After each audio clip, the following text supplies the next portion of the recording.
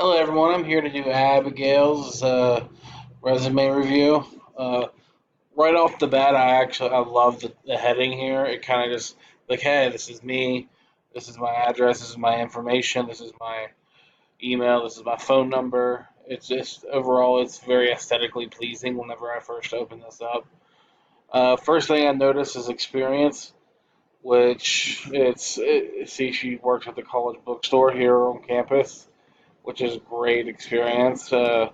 Being able to work with the university or kind of around the university is helpful.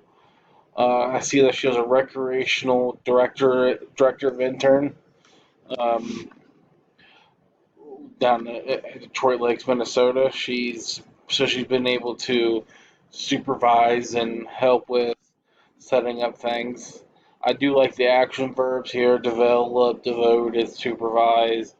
It shows she's done a lot of work. Um, Education, I see that she's in specialized studies, so high university. One thing I would change is probably move the education to the top. I like seeing the education there right there at the top to show exactly what you are, who you are, and what your degree is in.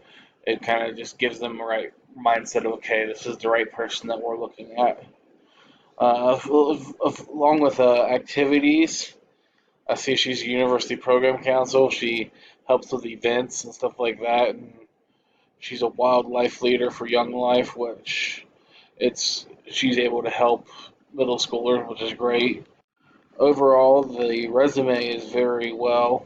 Uh, I don't see any grammatical errors. I just see, you know, maybe try to get it into one page so they don't sit there and just get they see just a whole bunch of good stuff, but then they get down to your education and your other stuff, and they're just like, okay, I don't want to look at this anymore. Or, this looks great. This is a lot of information.